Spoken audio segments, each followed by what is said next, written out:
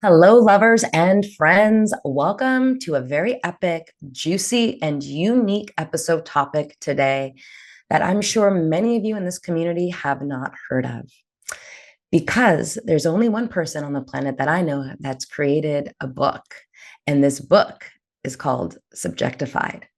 I want to introduce you all to the one and only Suzannah Weiss. She's a writer and a sexologist based in Los Angeles, California. She is the author of Subjectified, Becoming a Sexual Subject. I know you didn't hear about this before. And this describes her research for sexual empowerment as well as her vision for the world, where women are subjects, not just objects, honey. That's right. And now she has written over 8,800 articles, which have appeared in publications such as the New York Times, the Washington Post.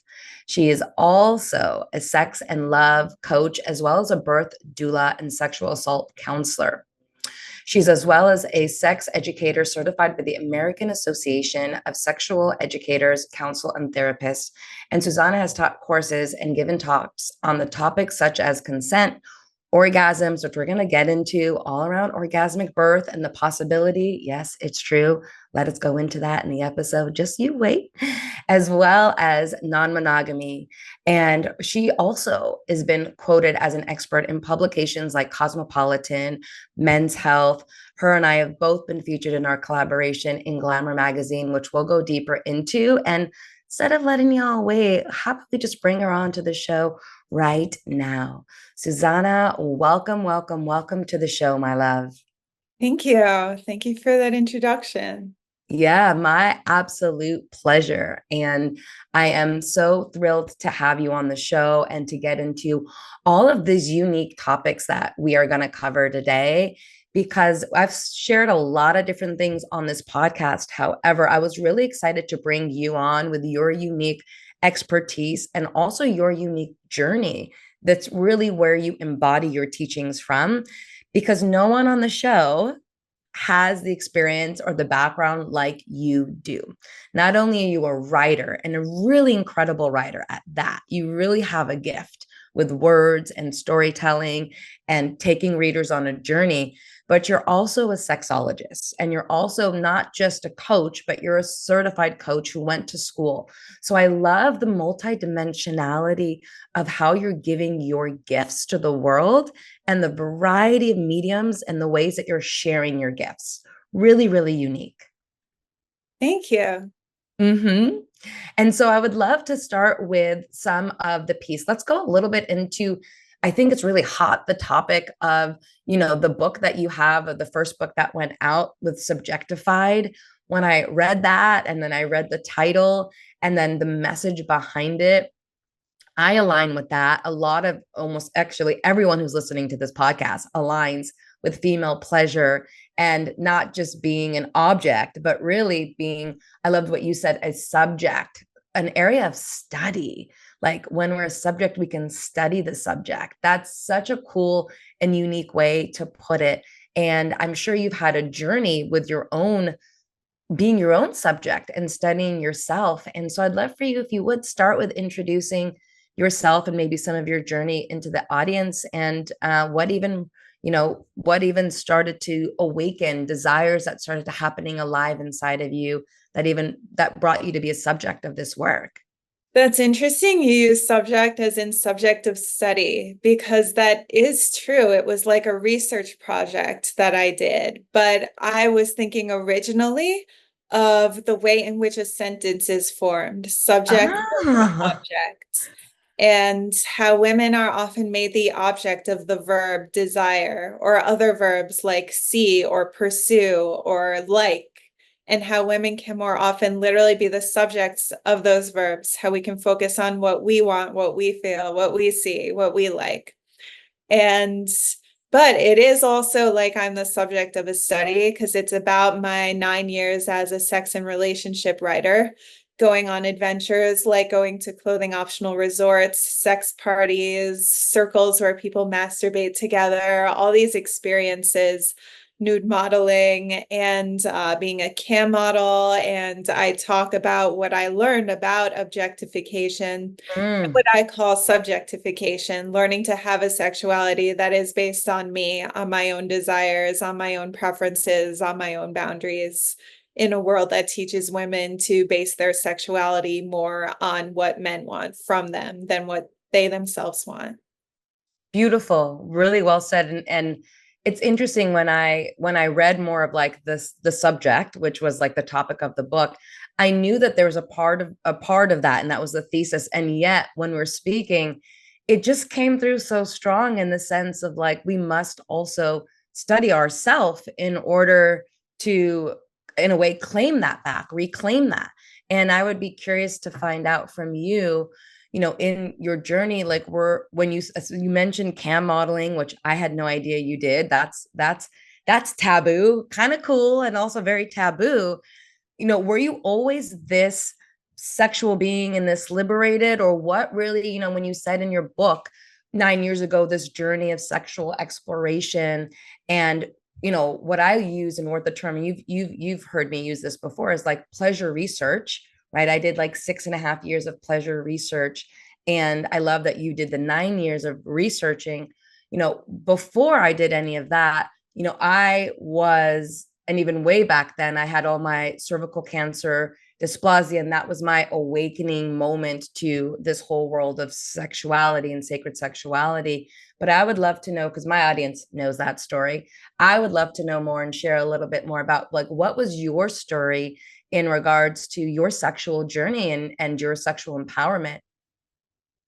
I had multiple awakening moments. The first was when I was just a teenager, and this is how the book starts off. I had an eating disorder, which stemmed from men feeling like men's eyes were always on my body and feeling like prey, being told since I was a young teenager, things like you look developed or Mm.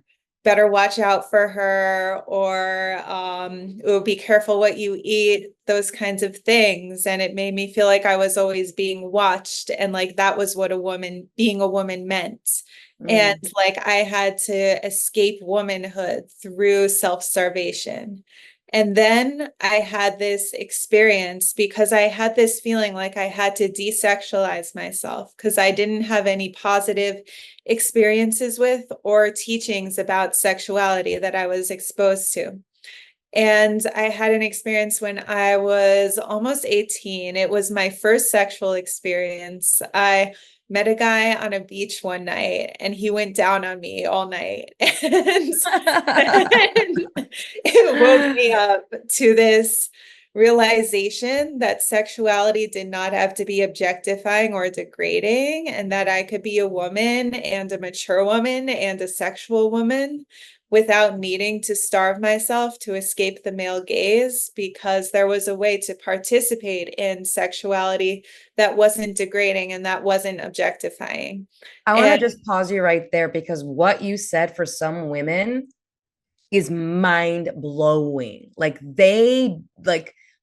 right, the mindset shift that happened for you, right? The energetic shift. I don't want to just glaze over it because some women in the Middle East are listening to this, or in South Africa, right? Or in Asia. It's like the idea, even, and that you had an awakening. And I would love to just pull that thread a little bit more around, was there something specific in the moment that shifted it, the way he either looked at you or held you, or what changed, what awakened, within you, what pieces connected that like sparked that awakening? I'm so curious to find out. it was the fact that it was just about me. He wasn't expecting anything in return. It was also the way he asked for my consent. He asked, "Do you want me to go down on you?" Not "can I," but "do you want me to?" So in that way, I was the subject of the verb want. I was invited to tune into my own body.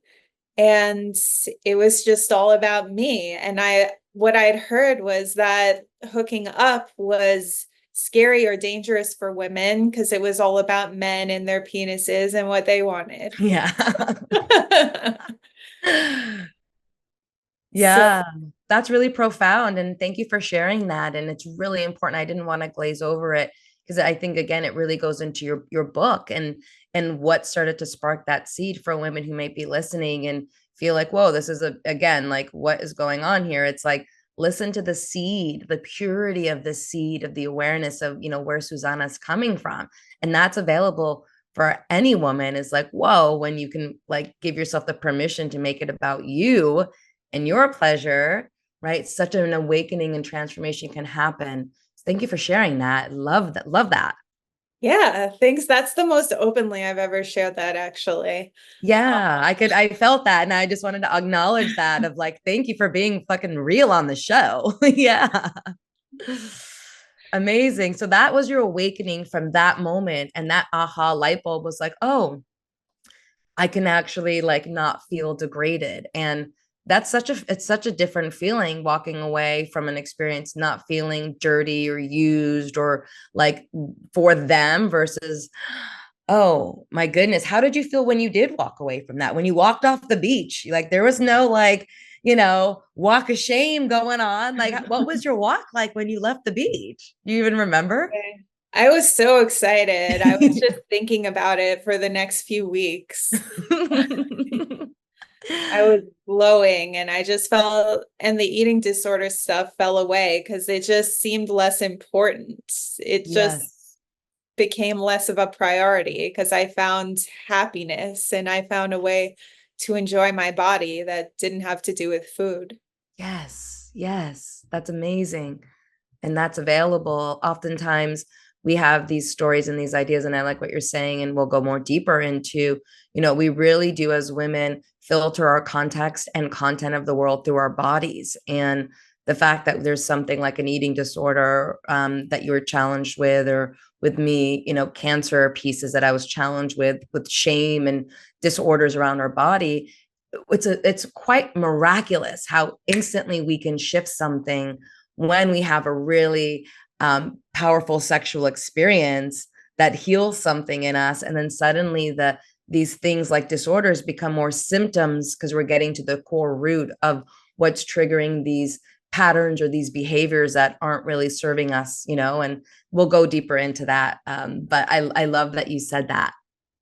Yeah, that was the first awakening. And then the next was also through an illness, actually. I had chronic Lyme disease, and I really had to like go deep into holistic and alternative healing because Western medicine is not great with that. And I did a lot of plant medicine, a lot of psychedelics, which opened me up sexually.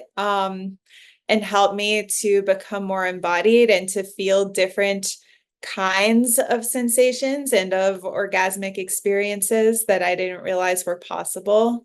So I'd say there were two. One was at 17 and then one was around 28. Like I remember after my first iboga ceremony, having this full body orgasm just from listening to a hypnosis tape and realizing like that women's sexual capacity is far beyond what we think it is. And that was what sparked my second book.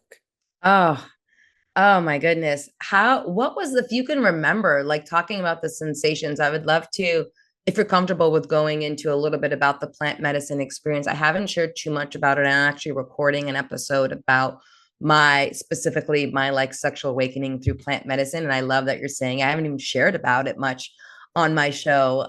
So this is kind of a first for me to go into it, which is great.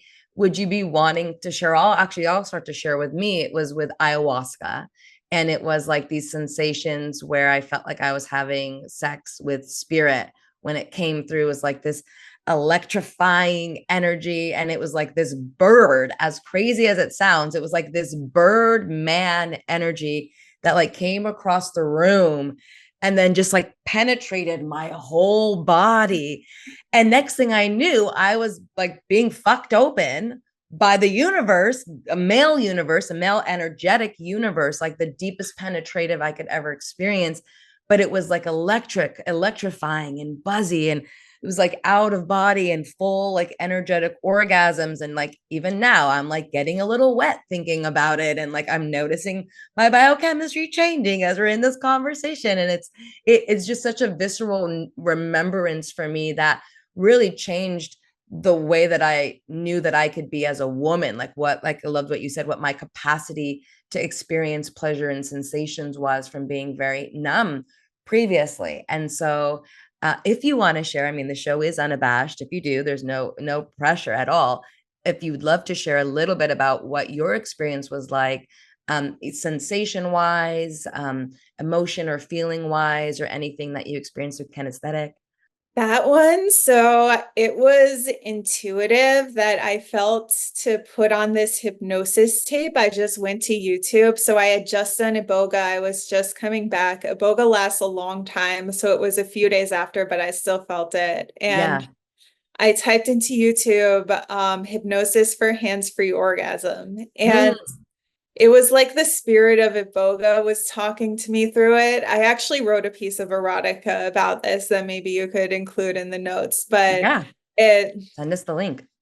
so it was this male voice that was feeding me commands, and it was like, all right, when I do not come until I say come. And it was saying, you're going downstairs doing the whole hypnosis thing. And then he said the words, you feel it deep inside. And he had me then to come, but I just started shaking. And it was like, it was an orgasm. Like I felt it in my pussy, but I also felt it. I was shaking in my whole body, Yeah. and I felt it went on and on for at least a few minutes. And I Yeah. couldn't believe that was Wow. possible. Yeah. That's amazing. And again, that's pretty freaking powerful, having, your channel open and then being able to, and I guess that's where I was thinking of like learning and studying ourselves and our body of like what's actually, possible. And I love that it was like a command that you just let yourself surrender. Like, what a sexy surrender. Talk about surrender. We think it's surrender being maybe scary or the mystery, but like what a sexy way to like practice surrender. That was the thing. It wasn't cerebral. Like I was so used to masturbating and coming from these fantasies or thoughts in my head. And this, it was like his voice was interacting directly with my body, and it was Mm, telling it what to do. yes. Oh my goodness. And how did you integrate that experience, knowing now like, okay, wait a minute, what's going on here? Like I'm coming on command, if you will.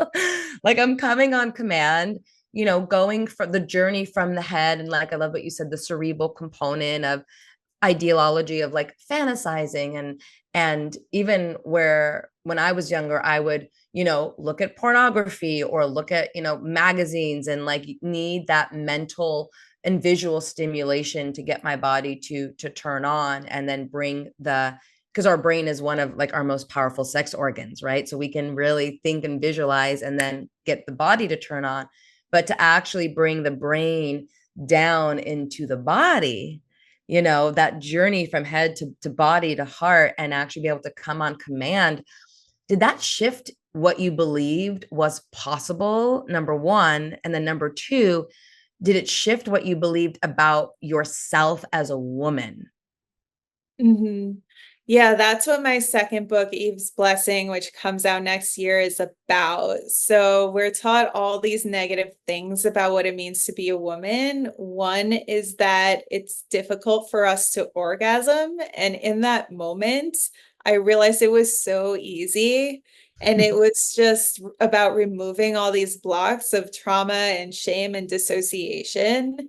It wasn't about needing a certain type or amount of stimulation. And I'm still discovering that, but I am realizing that that orgasm is not just about the physical stimulation, and that it's something I believe everyone can experience, these expansive full body or energy orgasms, regardless of their gender or their body. And I think that that's the next level for us all to take our sex lives to. A fucking men, sister. I'm on board, like 100%. And before we go into the juiciness of this, because we're going to introduce a concept of, being the orgasmic woman living orgasmically, as Suzannah and I will go into a little bit more. I do want to go back just a little bit because I do think it's powerful for the audience to also hear another version of us, to go into like debunking the normalization of women being pleasureless and women being in pain, and the part of us living in, like I'm sure when you were going through Lyme's, you were in a lot of physical pain. I mean, clients that I've known and friends that I've known who've had Lyme's, there's a lot of physical symptoms of pain. And when I went through my cancer, there's a lot of pain and a lot of numbness that I was facing, where, as you said, the modern medicine is like, they don't really have a holistic approach to things. And so I just want to kind of pull it back just a little bit, because I think it's very powerful and a part of your story as well, in regards of, you reclaiming your body as well as reclaiming your sovereignty when you also had that illness with Lyme's. I would love to know, how did you start to navigate moving from someone maybe identifying as having Lyme's? And sometimes when we have a diagnosis, we can overly identify ourselves as, I have an eating disorder, I'm a woman who has an eating disorder, or I'm a woman who has a weight problem, right? And we see ourselves through that lens. Or I'm a woman who's, I have cancer, I'm a cancer survivor, right? So we can also see ourselves through the lens of these diagnoses as well. And I'd be curious to get your perspective on, what's your opinion on how to navigate that? And what was your journey like in your own navigation of that? There came a point where I stopped identifying as sick. And this is going to sound very woo-woo, but I saw these symptoms I had as part of a spiritual awakening. For instance, I remember it would drive me crazy, the insomnia that I had at one point. And someone told me, like, waking up, it's part of a spiritual awakening. Like, you're waking up, because when I would wake up, I would get all these spiritual downloads. And I Mm, just stopped seeing it as an illness. I started seeing the Lyme and whatever else was making me sick. I had mold at one point as an ally in my spiritual evolution. And mm, whatever, I actually don't trust doctors very much because they're always looking at what's wrong with you. yes. And I look at what's right with me, and I see whatever microbe is joining forces with me as moving me forward. I love this so much. Was there what was the new belief system, I'm curious, that you created? I heard one you said, which was like, I don't look at myself as someone who's sick, and I don't identify myself as someone who's sick. Was there new belief systems that you created that maybe you consciously or unconsciously maybe haven't even thought of, that were your primary like internal mantra during those times? This is not in a what was it? This is not a degeneration, but a generation. That wasn't the exact phrase, but basically this idea, I'm not dying, I'm becoming more alive. Oh, wow. Oh my gosh. I knew there was some little thing in there. Yes. Yeah. And what powerful, can you say it one more time? Just that piece you said at the end was just so powerful. I'm not dying, I'm becoming more alive. Ah, whew, right. You can even feel the high vibration around that mental mantra and that belief system.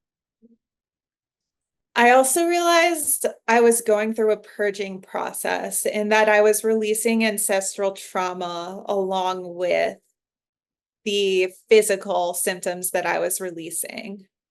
Mm-hmm. Mm-hmm. Like something was coming up to the surface to come out. Yes, lot of ancestral pieces, and I think it's powerful that you're saying that, and a really kind of a good segue, because for me as well, I did a lot of ancestral healing, and I think being a woman, like, or in a female body, there's a lot of ancestral trauma And then we could also even have past life in a non-female body that we're also clearing in the body that we have in this lifetime as well.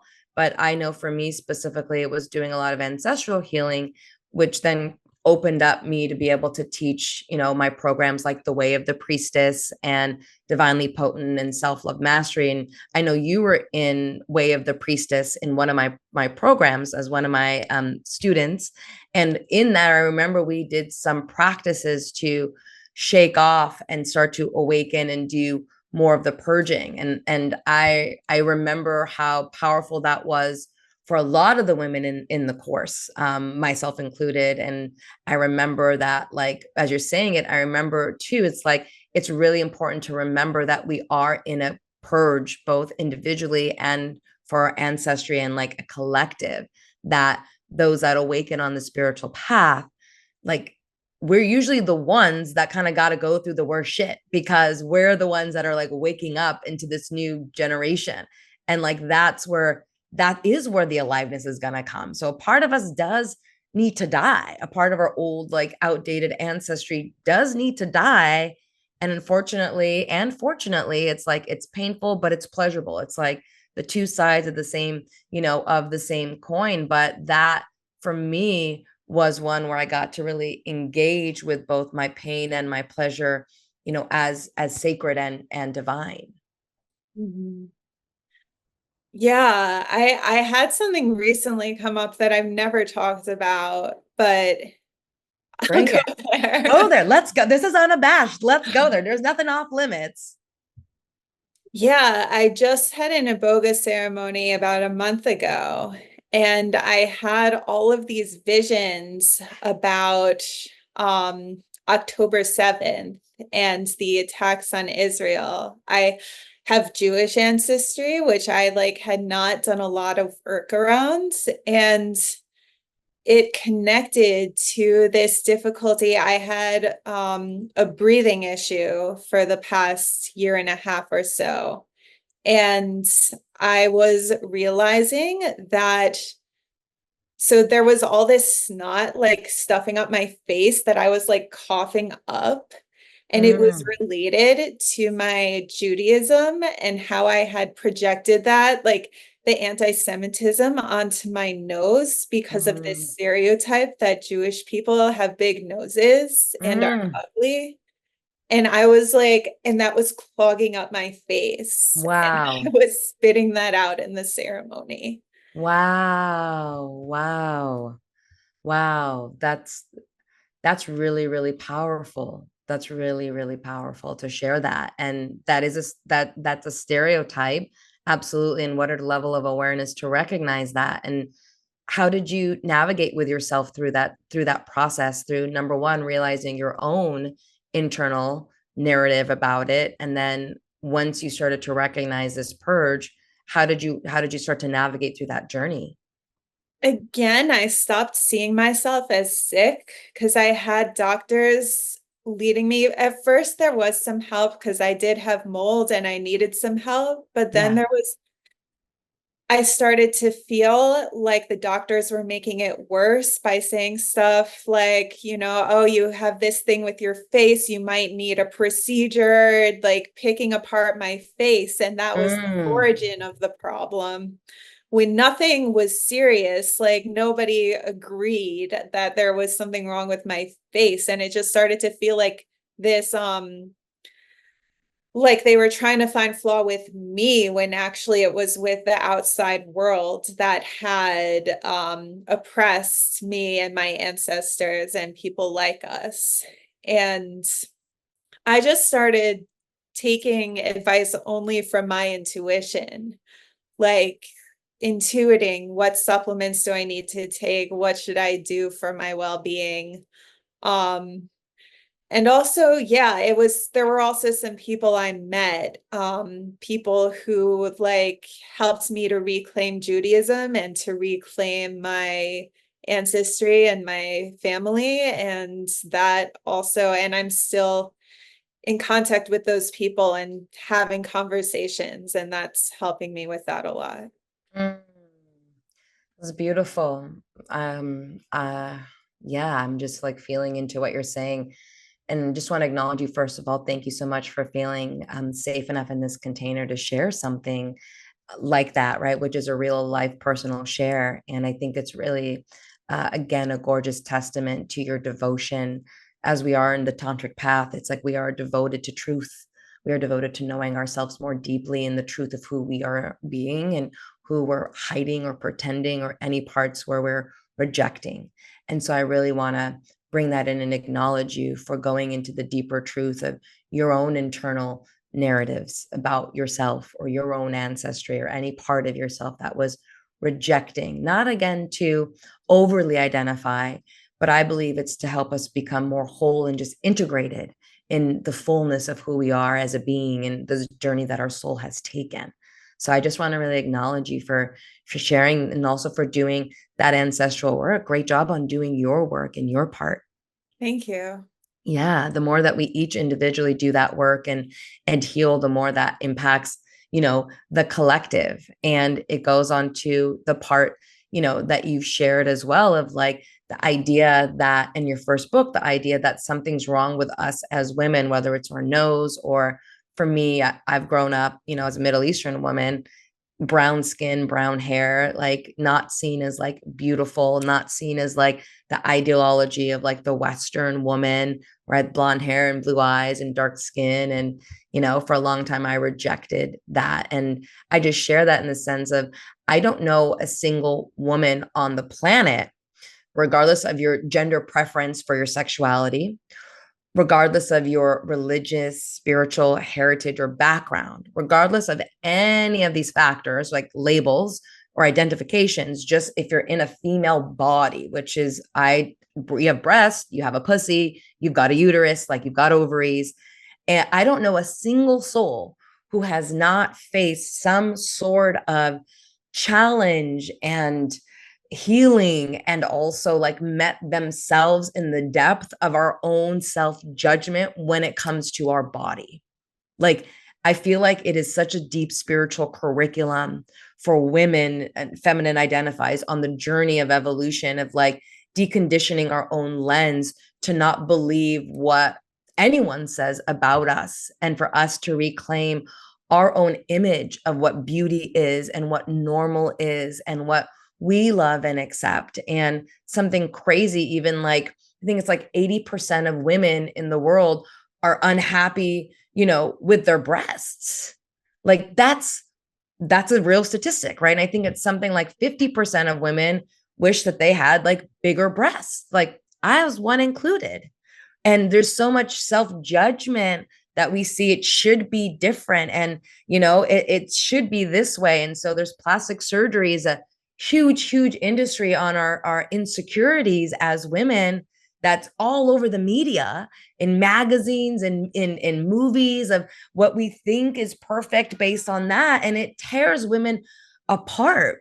And that's why I wanted to share some of that, is because I don't know any woman who hasn't experienced, even the most beautiful woman hasn't experienced something where she felt like something physically was ugly, or she wished was different, or she wished was changed based on the gaze that was told to her of what it should look like, right? Or based on our own internal narrative and conditioning of what we think, right? Of what it should look like is more, desirable or more beautiful. So thank you for sharing so powerfully and so vulnerably, and opening up this whole other dialogue in the conversation and the show today that, we didn't have scripted out, but the medicine and the gift that you brought in, I think, is very, very, very timely. Mhm. Yeah, I'm actually working on an art project around it. It's a life-size picture of my body, and it's called This Is Really Why I'm Sick. And it has all the negative words people have said about my body written on it. Because what Mm, occurred to me in that ceremony was that part of my illness was internalizing other people's negative words. yes. And I want to give a visual representation to that. Even though I haven't done art in a long time, it's inspired me to do that.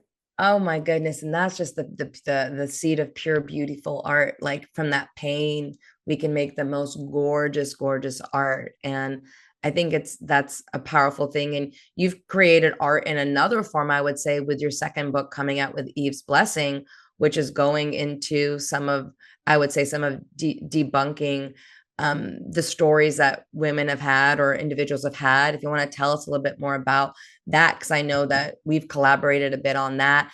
And it has to do with illness, right? It has to do with women's stories and how that negatively impacts our health and our well-being. And would you love to take us a little bit into like that piece of your art as well and the premise around this book?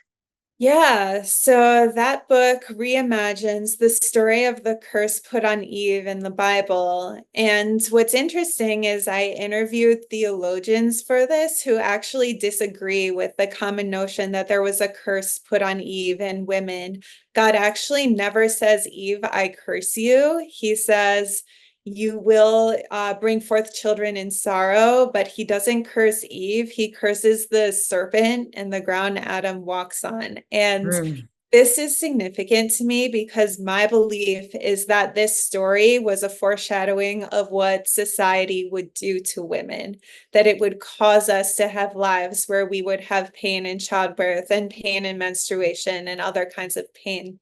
And what the book argues is that this pain we feel is external, not internal, and that it can be shucked off.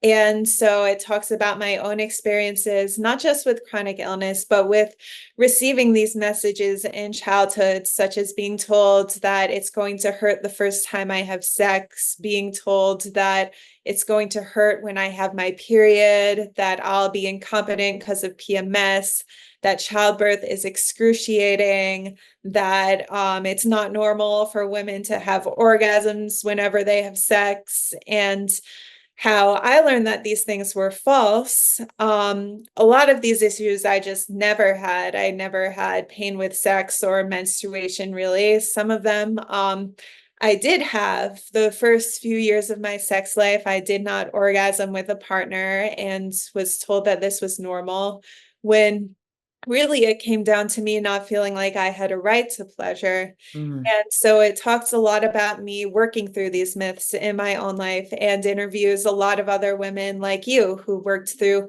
different aspects of the normalization of women's pain. yeah.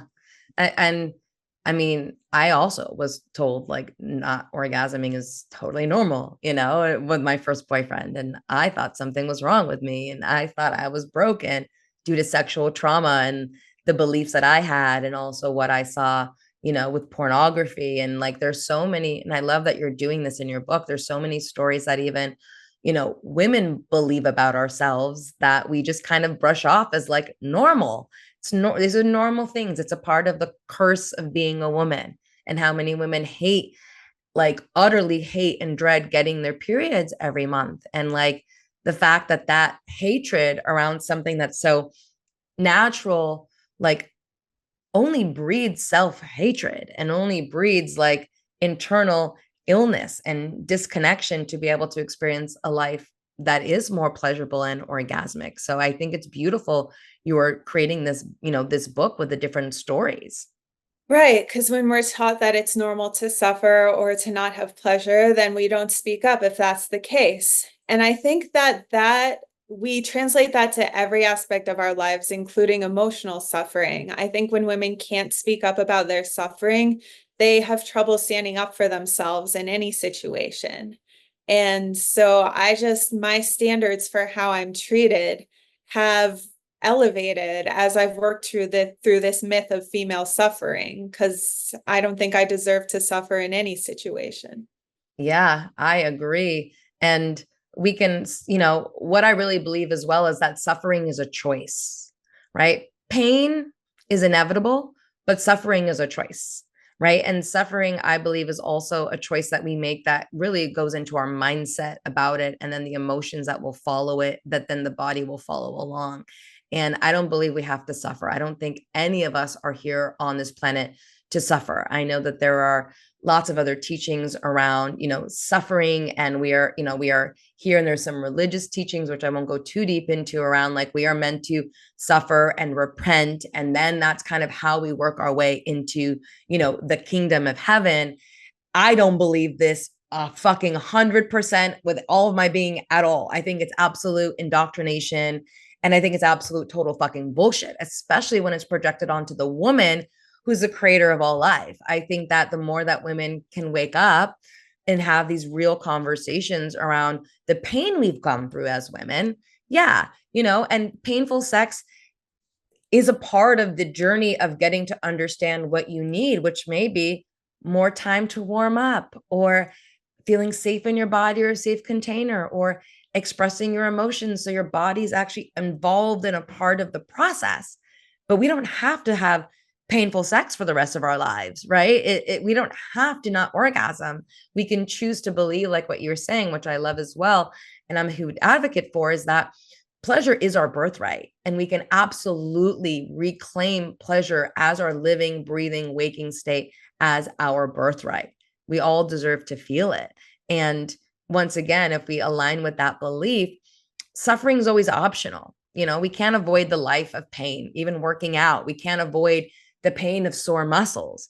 But would we rather go and avoid the pain and experience it another way and then say we're a victim to life and now I'm suffering?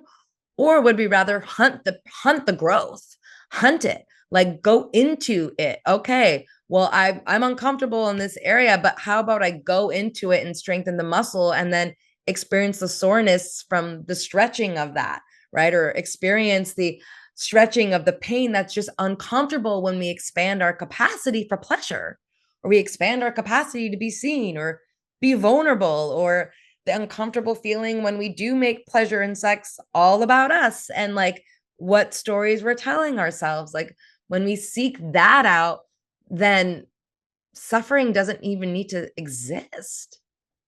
Yeah, one of my friends once said suffering is pain plus resistance. And that relates in my mind to what I said about my chronic illness journey, deciding not to identify as sick and deciding that this was good, that this was here. Suffering comes from saying this is bad, that this is happening. Yes, I love that. And that mental shift. And I share in the story in the book as well about my story and the mindset and the shifts that I made as well, which was like, I am going to heal. Like that was more of my internal narrative, was like the male doctors were telling me, that I have to cut out my body and this is the only way. And good luck with, trying a holistic way. And something inside of me just fucking snapped. And it just was literally like, watch me heal. And I didn't know how I would heal. I didn't know about all this holistic medicine. I wasn't conscious. I wasn't eating organic. I wasn't doing meditation or yoga or any of these modalities that I then found along the way, which I love the point which we share is like, it's all happening for us. And if it wasn't for that, cancer, I wouldn't have awakened to all of the internal self-judgment and self-shame and self-hatred that I was carrying against my own sexuality, and like believing that me having multiple sex partners was bad and that I was a bad girl and that being promiscuous is dangerous and that, I deserve to have cancer because I had sex before marriage. Like all of these indoctrinated stories around religion were coming up for me to actively work with about my worth and my womanhood and my future and what I was believing about like my own sexuality. And if it wasn't for facing cancer and finding a way and identifying with someone who's healed, there's no way on earth I would have found tantra and meditation and been the teacher that I am, or create what we've talked about as well as like radical remission. Like the cancer cells went away. I didn't have to get surgery. I didn't have to cut out my body. I got to go up to the doctor's office and be like, fuck you, look at my results, I'm clear and cancer free and there's no HPV, there's nothing, right? Nothing, because I believe that I would be healthy. And I love that we share a similar story in that regard of you choosing to believe, that you were going to be healthy, that like you were going to come into deep aliveness. And that I already was healthy. Yes. Another illness I talk about in the book is interstitial cystitis, which is a bladder condition, bladder pain. And this drives me crazy. People say that it's incurable. And if you go to a doctor, they'll just say, we can give you medication to suppress the symptoms. So that was one of the first issues I had. And the doctor was just giving me medication. And I was in a Facebook group where they like if you suggested there was a cure, like they would take down the post, like they Oh, would wow. penalize you because then you're giving false hope. And I thought that's ridiculous. I Yeah. haven't always had this thing. Something must be causing it. And I found a doctor, and more women are talking about this, that it can actually be caused by a chronic bladder infection that the usual tests don't pick up, which is related to Lyme because it spreads biofilms in your bladder. And I was able, through a combination of Western and holistic, to completely get rid of that. But if I I mentioned it in that Facebook group once, and they said I had to say I'm in remission. I'm not healed, I'm in remission. I'm like, no, I don't identify with this illness. Yes.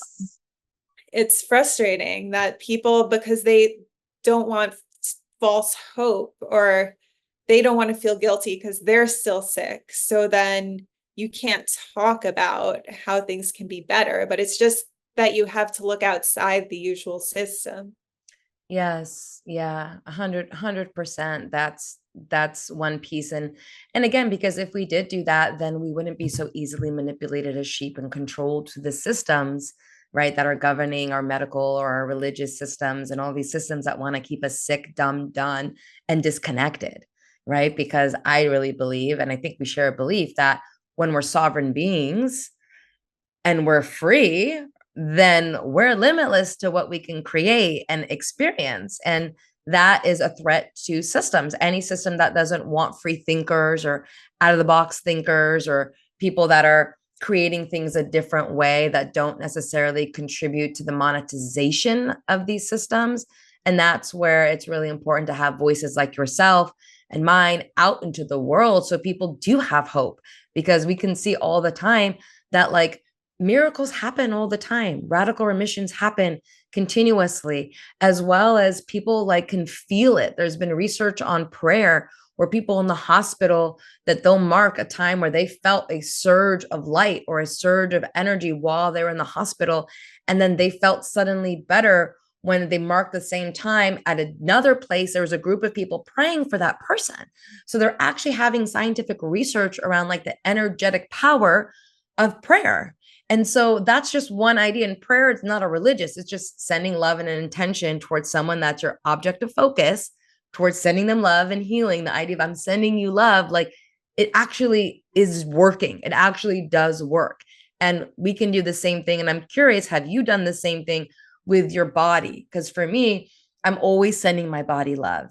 And I've noticed like what I call kind of like spiritual plastic surgery. Like my body has started to like change and shape and reverse age, like the more that I'm literally applying and sending loving, healing thoughts through to my whole body and putting it into every cell and muscle and tissue and organ in my body. Have you ever explored with doing like self-healing and self-affirming as well? I have had people pray for me all the time.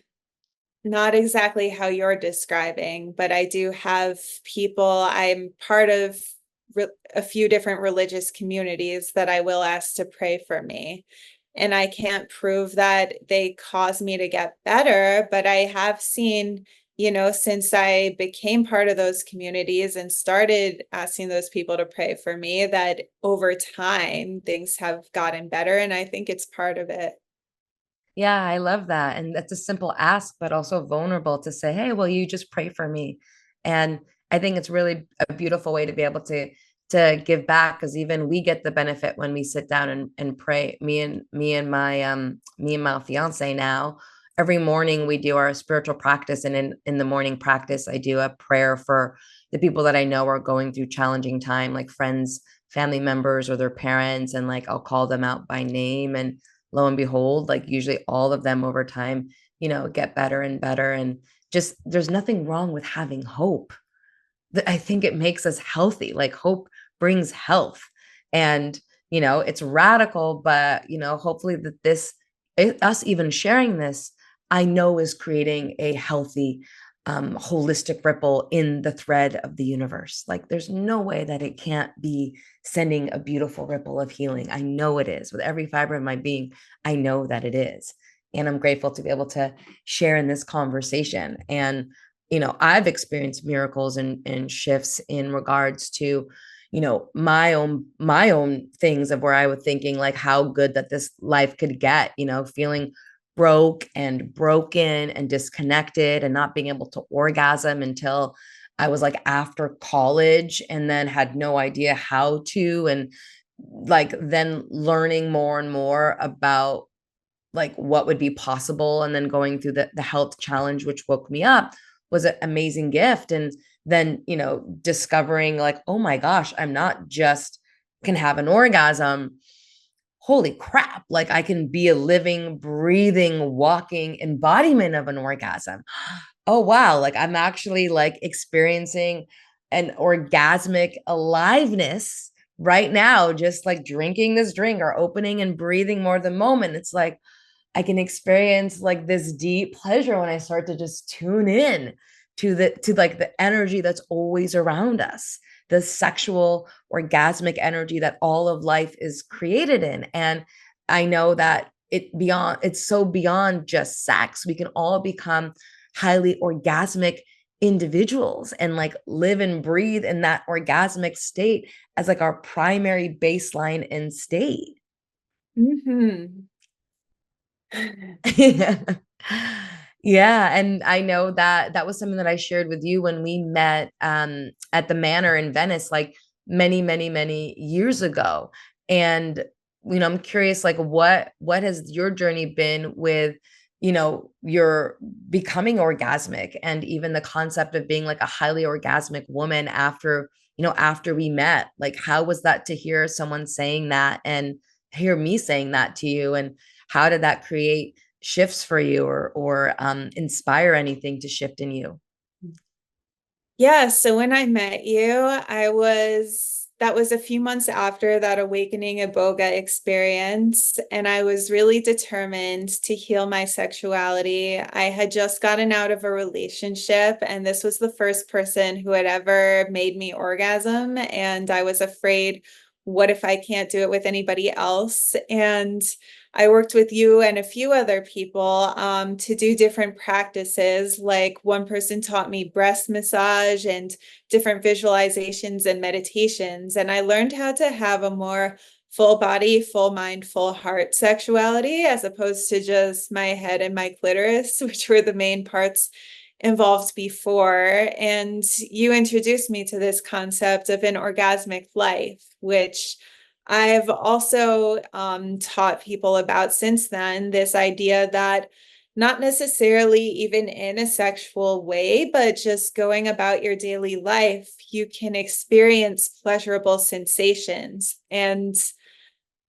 honestly, I'm still working on that because sometimes I feel overworked and like, gosh, that's the less, it doesn't always feel accessible. But it is something in my last iboga ceremony too that came up, that there is this mental switch that you can flip where you can experience life as orgasmic and you can have control over those sensations. It's a Mm. combination of having control and losing control. But Uh-huh. Yes. Yeah. And thanks for being so real about it, because it is a journey. It's not just a one time, oh my God, now I'm just this orgasmic. It really is. And I love what you said, because it is a testament to, again, what I said earlier, is like you being in the study of yourself and how you also operate, in the sense of it is a switch. And when we feel burnt out and when life is really busy and it's like, oh my God, I feel really full, it's going to be challenging to digest the goodness and the pleasure, because we're usually like, from like so much happening. There's no way that we can actually let it in unless we shift something from like a, like a, oh my God, there's so much, to an, right. And that is the shift, right? That's the switch that we can make in any moment. And I would love to give that to you as well as like a gift, is like in any moment that we're feeling overwhelmed and we've got lots of projects going on or things going on, if we find ourselves like, oh my gosh, right? Like there's so much, I'm so tired. It's like, give ourselves a moment to just switch it in the moment, to notice we're going, to like,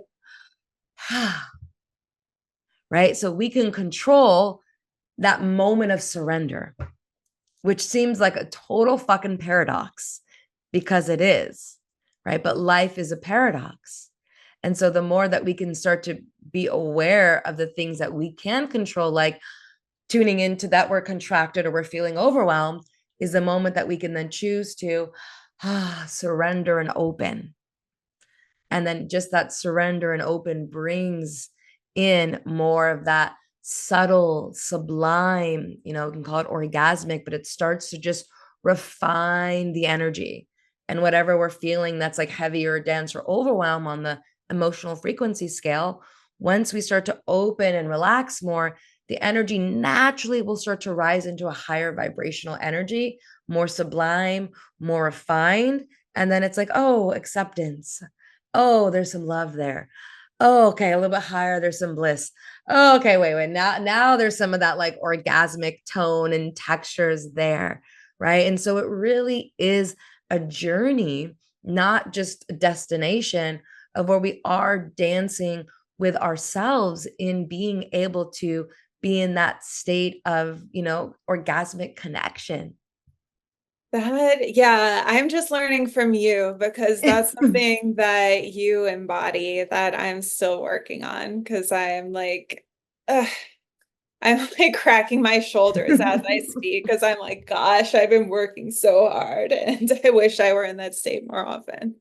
Yeah, and even now, like I love it. Like even now, we can just roll our shoulders, and it's like if, and that's kind of like again the juxtaposition of like being a writer and a teacher and a coach and like doing work where we're teaching others about pleasure, right? And again, I want to celebrate you so strong, Suzannah, for being so fucking real on this right now and like being in this dance with me, because I too have like found myself in moments where I'm like not connected deeply to my pleasure. And that's why I say, again, it's a dance where I'm noticing, oh, wow, that's where I can roll my shoulders.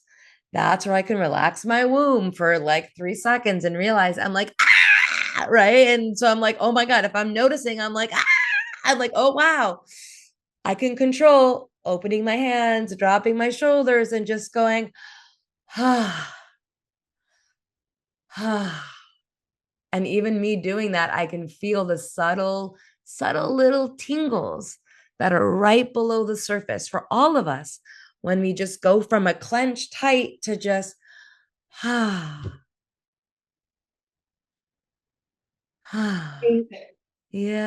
Be nice to get to that state without plant medicine. Yeah. And it's really, really available and possible. And I love that you've mentioned exploring it with the plant medicine and creating that baseline in yourself so you know that it's already there and available because you've accessed it through plant medicine. And now the journey, as I say, it's a journey, is being able to develop practices or continue to work with a mentor or teacher where there's designated sacred space where it's baked into your flow of your day and your calendar, that we show up with a teacher, a mentor, or a practice, even at a home practice that's a non-negotiable, where we make it just like it's a meeting, just like we have a call and we, right? It's like I bake it into my calendar every day, right? In the morning and a little moment at night. And then it's like, okay, I make sure that I like tap in and tune in, even if it's 20 minutes, even if it's 5 minutes, where I'm like, okay, this is just like my pleasure check in with myself. Okay, am I tensing? Let me like tune in for a few minutes. And then that's how we build. And as someone who's practiced plant medicine and has been a facilitator of psychedelics, you know, for over 10 years now, I haven't used any plant medicine myself since, oh, I'll say like a heavier plant medicine like an ayahuasca or a San Pedro or a peyote or anything like that since 2018, April of 2018.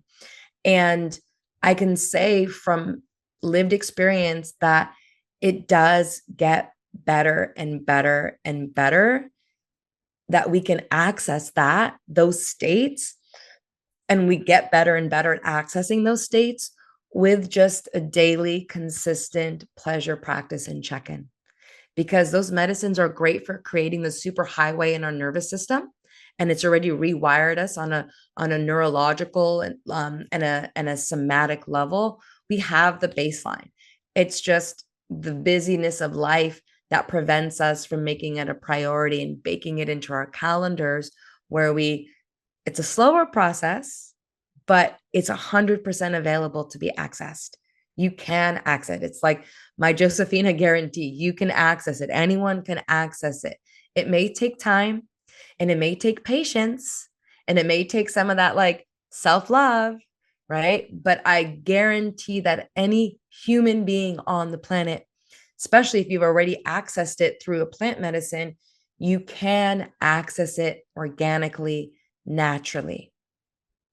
And so I'd want to just even invite you to see if you can bake it into your calendar, at some point. And I'm always still continuously working on it. I'm going to be a student of it my entire life until the day I die, to get better and better and better and always refine. So I'm guilty here of never getting it right all the time or being perfect my damn self, and that's why I always want to remind people who are teachers and practitioners also. It's like, let's make sure we're taking care of ourselves too. Amen. And from here, we can segue into a couple of little things before we go into to wrap. But I want to kind of go back just a little bit what you're mentioning of like you being able to teach it, you being able to now like align and having that desire to experience more orgasmicness beyond just like sex or the mind or the genitals. Do you find that you can access some of those, let's say, high vibe or fun states in any of your writing or your articles, or where do you find yourself being able to tap in even just like a little percent to that kind of fun frequency? Lately, it's really interesting coming out of the last Debunking ceremony because it was so strong. And I came home and I was still really feeling it. And I was working at that frequency. And I was working on the articles I interviewed you for Glamour at that frequency. And something changed in the way I was writing them. Like I was just having higher standards for what I was advising people to do. And you Mm, helped with that because that's one of the other things I wanted to talk about is just in women's magazines, we've come a long way since it was all about pleasing your man, but I still feel like there's a certain vibrancy and enthusiasm that you brought with your advice that was missing. And I was on mm. that frequency too, because I just had all these energy orgasms and was just like, I also had this like spirit lover who was telling me to come and we were joining. And so I was just still on that frequency, this very innocent sexual frequency. And I remember you used the phrase like, it's a choice to get on your knees with a smile. And I was Mhm. like, damn, how many women's magazines are giving women advice where they get on their knees with a big smile?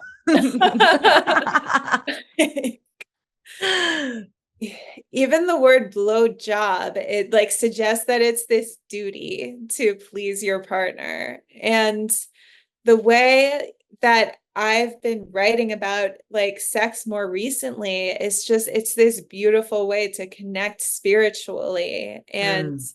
it's innocent and it makes you glow and it makes you light up. Oh, yes, I get to get on my knees and Yeah.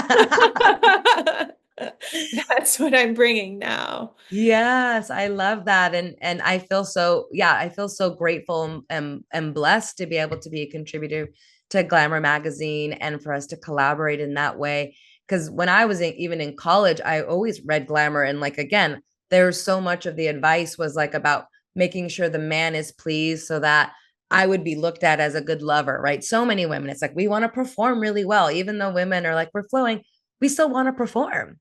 And so I loved that the articles that I was able to contribute were really about women enjoying it, like it being for us. And that's the tantric twist, is like wow, what if we show up as a goddess to these acts, to the oral sex and the oral play or the foreplay? And what if it was really for us? Like, oh my gosh, how would that change the experience? And being able to put it in a magazine like Glamour, where like the next generation and other women are reading it, is like such a dream come true to start to shift the way that women are presenting themselves. You know, even like a simple thing like a blowjob, like you said.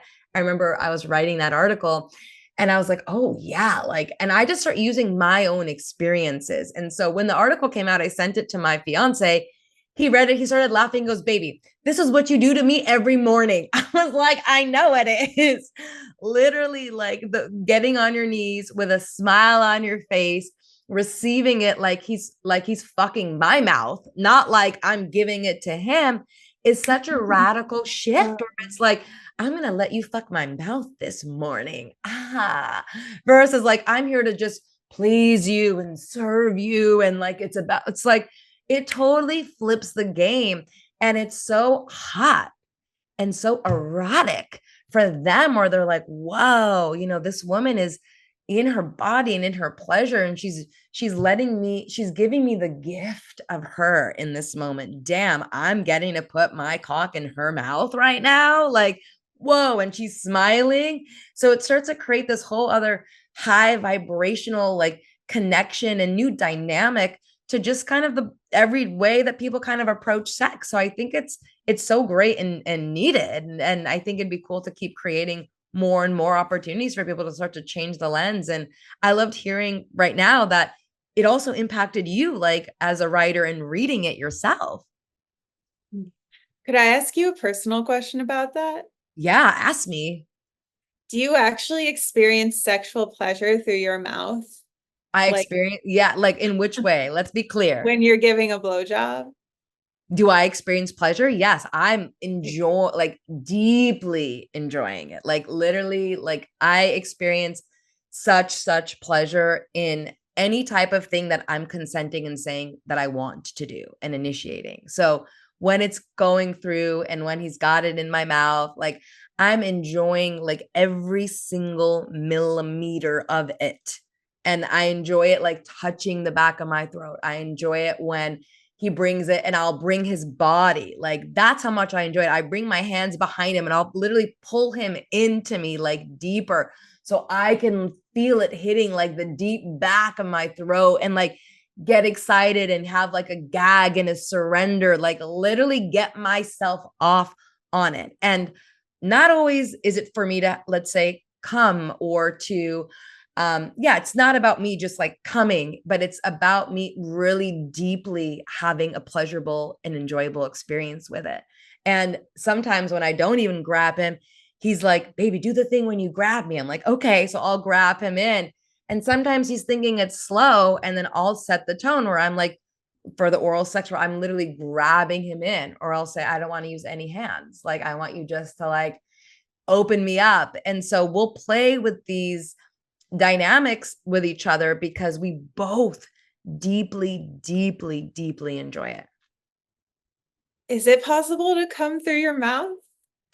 So it's possible to, yeah. So it's possible to have, yeah. So what's called the throat gasm. So it is possible to come through your mouth to have a throat gasm because the larynx of the throat is connected down to the vagus nerve, which goes all the way down into the sex center. So you can have an orgasm, a throat gasm. You can also have a nipple gasm. So is it possible? It absolutely is possible. I'll say there's got to be a belief that it's possible.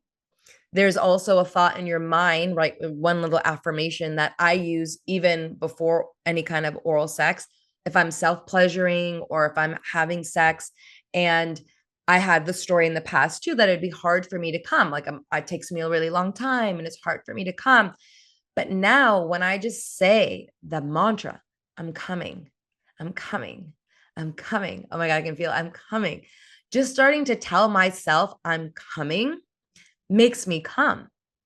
Mm-hmm. And it wasn't always that way. But again, the mind and the emotion, and then the body will start to follow suit. So now it's easier. If I'm coming, I'm coming, I'm coming. If I'm feeling I'm coming, I'm coming. It's like, oh my God. Like, And again, it's not a genital orgasm release. It's more of an energetic orgasm and release in that way, right? And for every woman, it's different. I know a client of mine who actually goes into full blown like genital coming through throat gasms. Like her partner will penetrate her and she wants it like deeper BDSM style. So he'll go real deep into the throat, like literally like fuck her throat, so like as if he would be doing it to the back of her cervix, all the way to the back. And like I get tingles, but she will literally start to pulsate and then she'll start to finger herself and then she'll actually come. So like physically come and energetically come. So that there's a lot of way to play with it. There's a lot of ways to explore and play with it. The most important thing is to, number one, be really clear on the desire to explore that. Number two, to feel really safe with the connection in the container that you and your choice of sexual partner have. And then number three, I would say like let go, like anything with an orgasm, like let go of the expectation, because then we're chasing an orgasm and it's an elusive, oh, we never get to. Just let go of like it needing to happen. And then when you find yourself, like if you are in your head, just go into the mantra of I'm coming, I'm coming, I'm coming, I'm coming, and play with it and see what happens. I know someone who has a lover who counted 4, 3, 2, 1. First, he would count it when she was about to come, and then she learned to pair that with coming. So now when he counts 4, 3, 2, 1, it makes her come. oh, oh my God, that's awesome. Yeah, and we can again, it's so incredible. And this was reminding me, I wasn't gonna go there, but we're right here.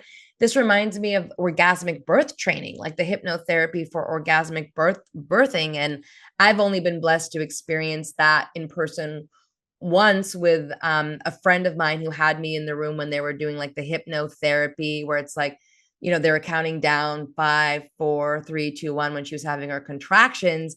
And then she'd go into this on the ball, this rolling orgasm. And she took her contraction that was so painful and she like turned it into like a blissful energetic orgasm and was able to like actually experience like deep orgasmic pleasure during her birthing process. And I know you also work with orgasmic birthing, correct? Yes, I'm a doula, and that's a specialty of mine. I teach people how to have orgasmic births through adding sensual and sexual elements to the birth room, as well as learning how to be with intense sensation and to not go into fear, which leads you to interpret that sensation as pain and to clench up so that you have pain. And Mm. what people have said over and over is the sensation is not necessarily pain, it's intensity and it's fear that can make it into pain. And if you let go and you accept it and you welcome it and you feel confident in what you're doing, that can actually become pleasure. Mm. Beautiful. Have you assisted with any actual live birthings of have you assisted with any live birthings? I have. I have not yet assisted with an orgasmic birth. I would like to do that, but I've assisted with a few births. I had one client who wanted an orgasmic birth and then needed a cesarean. But what was interesting was her cesarean was, well, maybe orgasmic is the wrong word, but ecstatic. Mm-hmm. She actually was put under and she had visions, these spiritual visions, and talked to her Wow. ancestors. So I thought that was cool because that speaks to the power of intention and the power of mindset. Absolutely. What would you say is one of the biggest misconceptions people have about orgasmic birth? That it means it's that you're having a climax during birth. It's not necessarily, that is something that some people do. Some people will masturbate, some people will use vibrators or their hands, but it is a different kind of orgasmic experience where it is more like what someone would describe as an energy orgasm, where you feel the orgasmic energy spiraling through your whole body. And it might last throughout the whole experience, or it might come and go, but it's so much more than just having an orgasm. Mm, beautifully said. I think that's a really most common misconception that people do have. I know a friend of mine just had a baby recently, and she said that the only time she really experienced like pleasure was when the baby was moving and it like hit up against like where her G spot was when it was kind of moving through the canal, which was only, 2 minutes, but it was like 2 minutes of like, like deep, like, or like physical arousal from the baby. But I think it's important what you're saying is like that we can all have an energy orgasm. We're all designed and capable of that. And, when you teach your clients how to have an orgasmic birth, how long is the training that you take them through in order for them to understand all the different components? And is there, obviously, there's a somatic practice. So, what would be some of the primary somatic practices you would help them do to train when it comes to like intensity of sensations? One somatic practice that I've taught was actually inspired by a woman named Amber Hartnell, who was on a documentary about orgasmic birth because she had one. And when I spoke to her, she said it was like the baby, not that she was pushing the baby out, but the baby was spiraling down. And so Mm. I was inspired by that. I created a meditation where you imagine that the energy from the sun is reaching your head and spiraling down your body, and then it's reaching the baby, and the baby is spiraling down, and you move your hips and keep the energy spiraling. So it's less of this forceful experience of I have to push it out. And it's more just like I'm doing a little bit of work just to help the energy run through me that's already running through me. I love that. And as you're speaking, I just naturally found myself like spiraling. That must be a really powerful meditation. I mean, my whole body was moving as you're saying that. Is that something that's is it in a course that you have, or is it something where clients would find you more one-on-one to do that type of work? How do you facilitate that particular offering? I've done that one-on-one, although I want to actually either sell that meditation or incorporate it into a course. I have a few. I also made one where you speak with Mother Mary and she speaks to you about your birth and you feel her power with you. I want to create a series of these one day. Oh, wow. That'd be beautiful to offer that. Like, that would be so gorgeous. That's Thank you. powerful. Yeah. I think, is there anything else you feel like would be important to share about either orgasmic birth, either the preparation, or the delivery, or even the process of it that you thought was also pretty, like pretty mind blowing or interesting that the listeners maybe for the first time are even hearing about this topic? Well, I haven't talked about this topic yet. The most important thing is what I'm learning to do now with my health journey is to trust yourself and what you need and what you don't need, and don't let a doctor override you in terms of what you know is best for you and your child.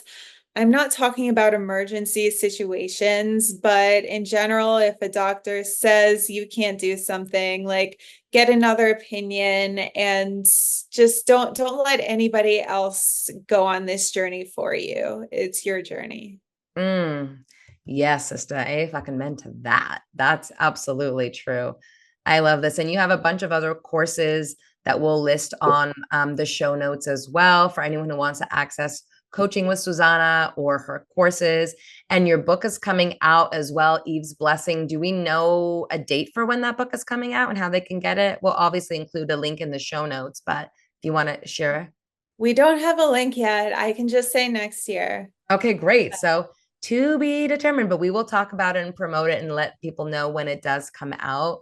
I feel again really gifted and blessed and happy to share my learnings and be a part of a contributor for the beautiful book that I know is going to impact many lives. And we can post some of the Glamour magazine articles that we've done together also in the show notes. And anything else, any final thoughts? I always love to have guests give like what I call is a little jewel of wisdom, a little pearl of wisdom, actually. So if there's one final thought or last thing you'd love to like gift the community as a pearl to add to their lovely necklace, what would that be? Well, I just turned 34 and someone asked me what I learned in my 33rd year. And I said, don't let anyone tell you that you're wrong when you feel that you're right. And so that would be my pearl. That's what I've learned over the past year is if you feel something is wrong, speak up. If people tell you that you're wrong, but you feel that you're right, keep speaking up to other people until somebody believes you. Mm, wow. I love this. Thank you so much. No one has voiced that. And happy belated birthday. Thank you. Yeah, celebrating you. What a gorgeous woman you are. And you moved through, the Jesus or the Mary year of 33, and now you're into 34. It's only going to get better and better from here. And I love that. So continue to be your own authority. And thank you so much for sharing your time and your wisdom and your teachings and your heart and being so real and raw and transparent today on the episode. It has been such a pleasure to reconnect with you. And thank you so much, my love. Thank you.